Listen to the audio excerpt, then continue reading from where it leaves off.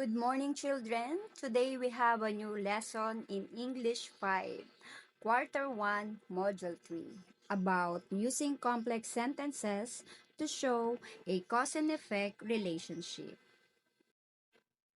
Now I'd like to assess your knowledge about what is a cause and what is an effect.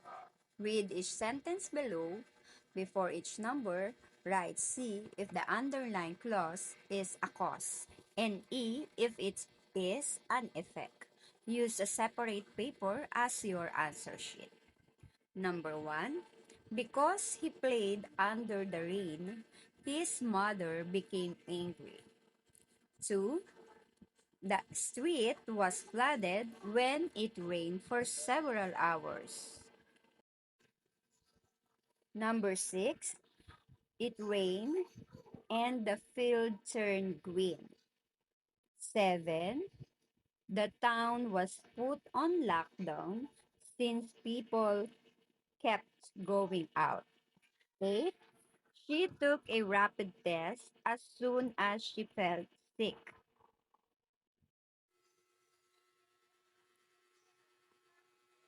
Number 3. Mario got sick, so Luigi took his place. 4.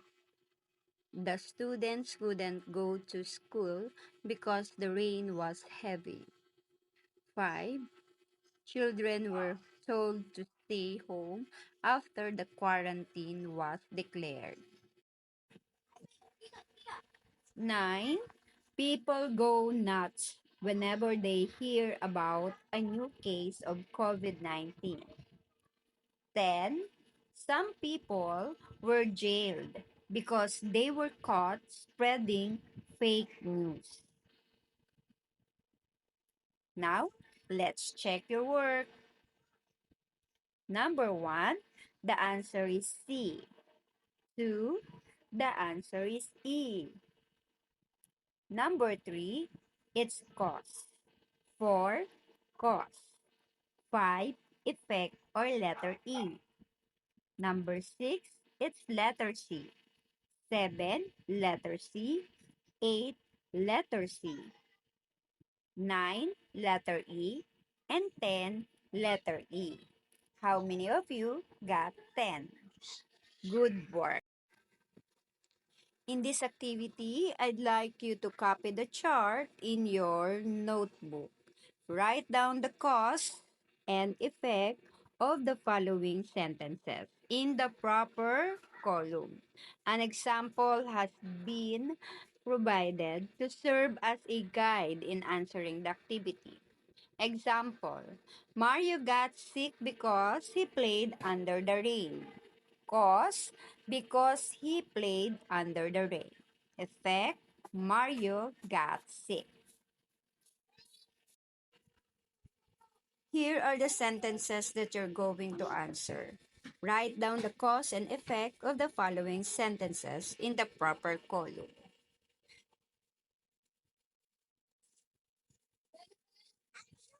Let's check. Cause, because she had just arrived from school. Effect, Nora was still in uniform. Because the typhoon was very strong, it's a cause. The houses were destroyed. Effect. When he fell from a tree, cause. The boy broke his leg. Effect. The boy waters the plants every day so that the plants will grow healthy. Effect. Since it did not rain for a long time, cause. The grass turned brown. Effect.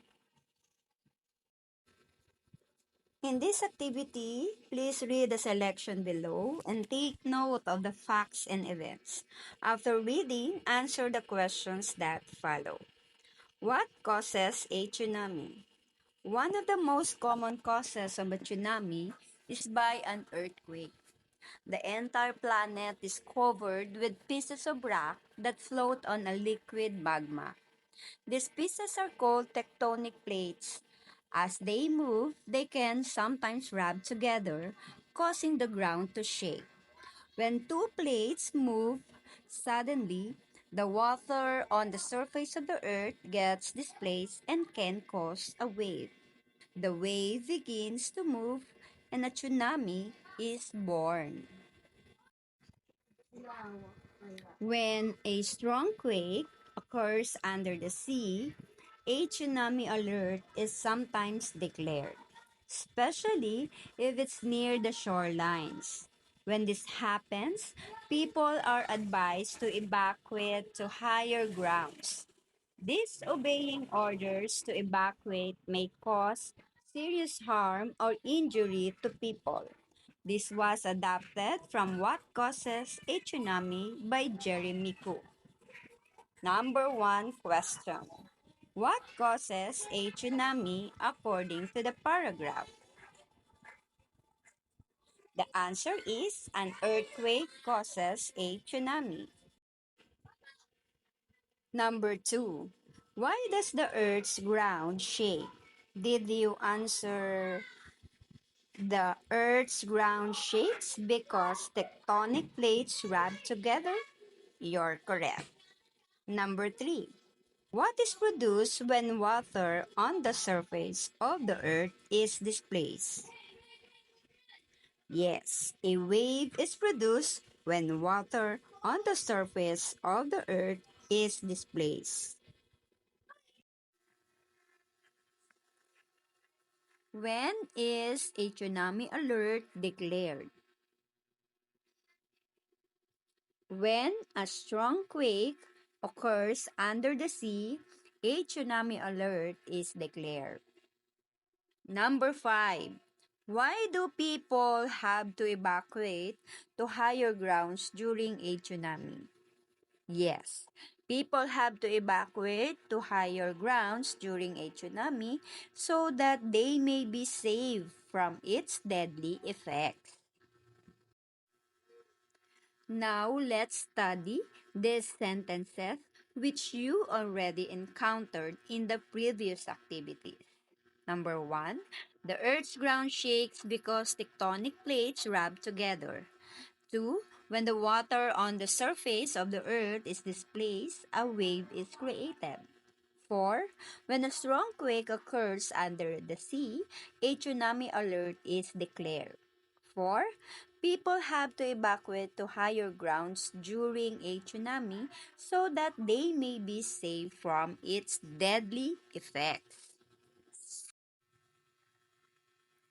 You may have noticed that the lesson talks about cause and effect. You're right. You were even made to identify examples of a cause as well as examples of an effect. What is cause and effect relationship? You may have noticed also that in any cause and effect relationship, there is always one event that serves as a cause and another event that becomes the effect. The cause is the reason why something happens, while the effect is the result of something that happened. Whatever the case may be, the cause always takes place before the effect, and the effect always happens last. In the sentences above, the cause are written in italics, while the effects are underlined. Let us look at these groups of words when the effects are removed. 1. Because tectonic plates rub together. 2. When the water on the surface of the earth displaces. 3. When a strong quake occurs under the sea. 4. So that they may be saved from its deadly effect. These groups of words cannot be considered as sentences since they don't have a complete meaning and they cannot stand on their own. They need the omitted parts to become complete sentences. This group of words are called dependent clause. Now, let us examine the groups of words that represent the effect. Number 1. The Earth's ground shakes. 2. A wave is created. 3. A tsunami alert is declared. 4. People have to evacuate to higher grounds during a tsunami. Do these groups of words have a complete meaning? Can they stand as a sentence on their own, even without the causes added to them? If your answer is yes, then you're right. These groups of words that have a complete meaning are called independent clauses. Example: the Earth's ground shakes because tectonic plates rub together. The Earth's ground shakes is independent clause. Tectonic plates rub together is dependent clause. When a dependent clause and independent clause are combined, they form a complex sentence. Another example: when the water on the surface of the earth is displaced, a wave is created. When the water on the surface of the earth is displaced, it's called dependent loss. A wave is created. This is a independent loss. Another example: when a strong quake occurs under the sea, a tsunami alert is declared. When a strong quake occurs under the sea, it's called dependent loss. A tsunami alert is declared is an independent clause. Next, people have to evacuate to higher grounds during a tsunami so that they may be saved from its deadly effects. People have to evacuate to higher grounds during a tsunami is the independent clause. So that they may be saved from its deadly effects is the dependent clause. An effective way to link cause and effect ideas is by means of complex sentences.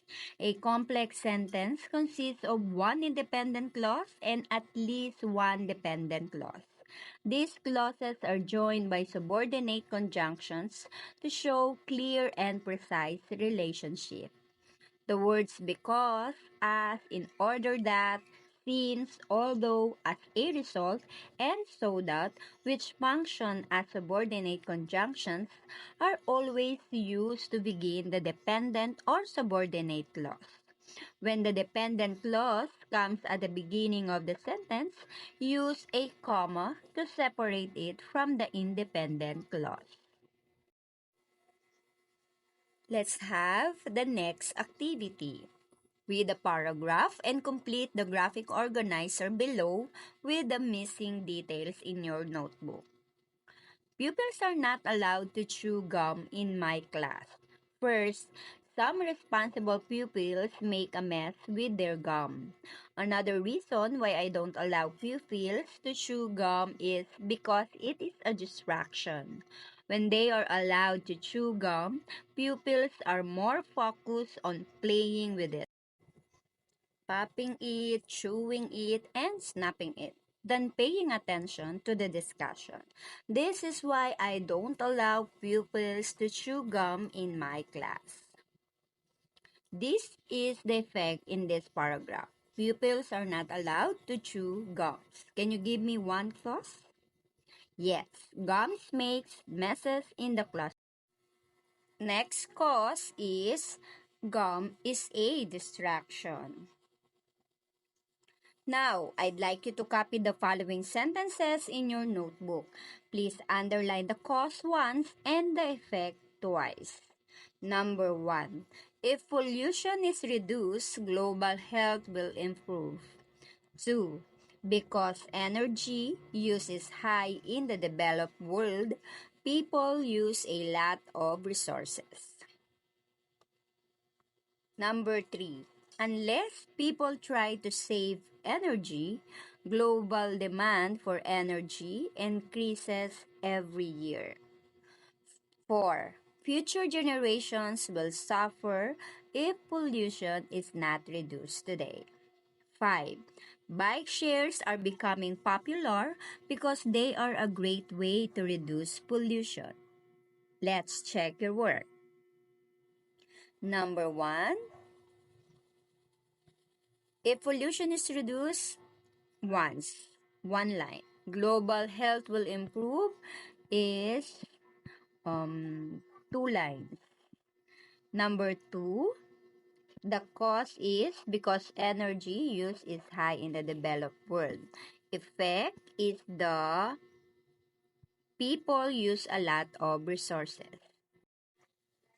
Number 5, bike shares are becoming popular is the effect. Because they are a great way to reduce pollution is the cause. Now let us see if what you have learned. Fill in the blanks with the correct answer. Use your notebook for your answers. Number 1. A blank consists of one independent clause and at least one dependent clause. Number 2. Clauses are joined by blanks to show clear and precise relationship. Number 3, another way to link blank ideas is through complex sentences. Number 4, complex sentences have blank independent clause and at least one dependent clause. 5, when the dependent clause comes at the beginning of a sentence, use blank to separate it from the independent clause. Let's check. Here are the answers in this activity. 1. Complex sentence. 2. Subordinating conjunctions. 3. Cause and effect. 4. 1. 5. Comma. You got 5? Good job. In this activity, please use the subordinating conjunctions although, if, when, because, unless, before, and after to make complex sentences out of the clauses below. Write your answers in your notebook. Number 1. I'm going to the bank, blank. I will withdraw some money. 2. I made lunch, blank. I got home. 3. Submit the project, blank. The day is over. Number 4. I really enjoyed the concert, blank. The music was too loud. 5. Blank, you fix your bike. You won't be able to join us. Let's check your work. Number 1, because. 2, when. 3, before. 4, although. 5, unless. In this assessment, combine the short sentences by using the subordinating conjunction provided to create a complex sentence. Write your answers in your notebook. Number 1. School was canceled. We went to the mall. The subordinating conjunction is since. 2. I have to stay for tutorial. I failed the exam because. 3. We won't have practice today. It is raining since. Number 4. The alarm was not set. We were late for work because. 5. You eat your vegetables. You cannot have dessert until. 6. I was cleaning the basement. The power went out. While. 7. You practice. You will not get any better at basketball unless. 8. We missed the basketball match. Our car broke down because. 9. You need to study your vocabulary words. You can do well on the quiz. So that. 10. You follow the road. You will see our house. If. Let's check. Here are the answers in this activity. Number 1, we went to the mall since school was cancelled. 2, I have to stay for tutorial because I failed the exam. 3, we won't have practice today since it is raining. 4, we were late for work because the alarm was not set. 5, you cannot have dessert until you eat your vegetables. 6, while I was cleaning the basement, the power went out. 7, unless you practice, you will not get any better at basketball. Number 8, we missed the basketball match because our car broke down. 9, you need to study your vocabulary words so that you can do well on the quiz.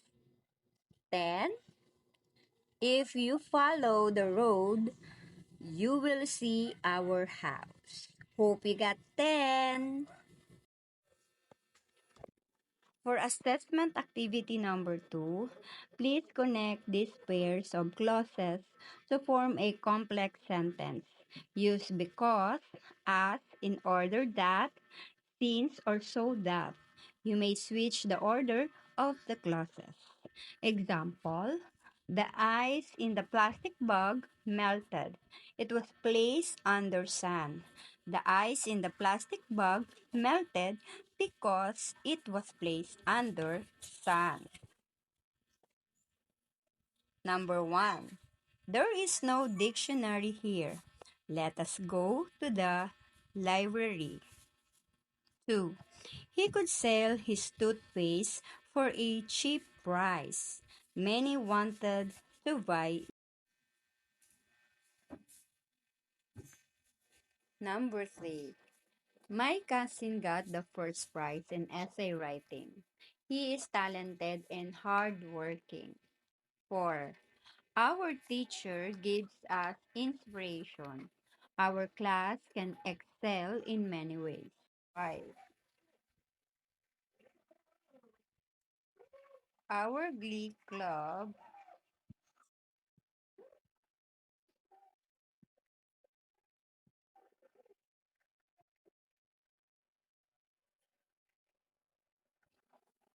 Number 5. Our glee club coach always reminds us to attend rehearsals regularly.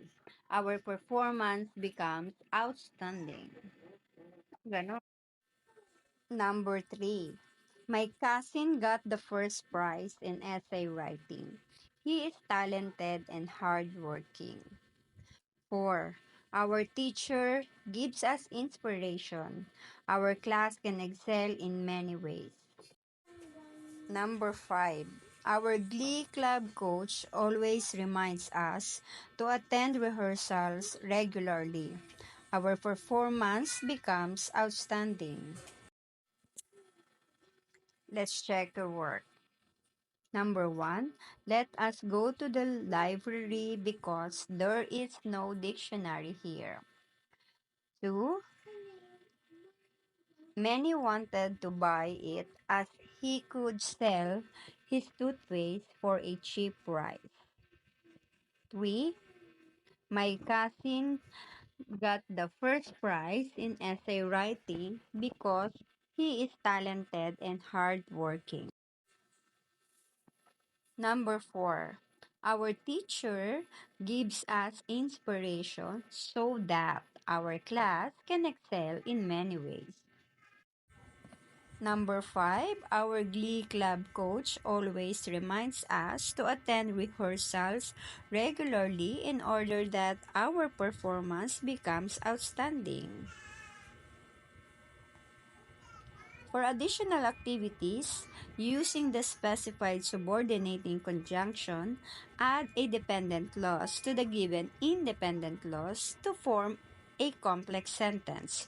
Choose your answer from the box below. Number 1, I can't go to school today because there is an important presentation next week. The weather is not good. We will have a better future. She was too worried about his job, or he had received one as a gift last week. Number 2, Dennis bought a new jacket, although black. Number 3, Jennifer decided to leave Jomar since blank. Number 4, let's follow our parents' advice so that blank. Number 5, Alexander has been working 60 hours a week because blank.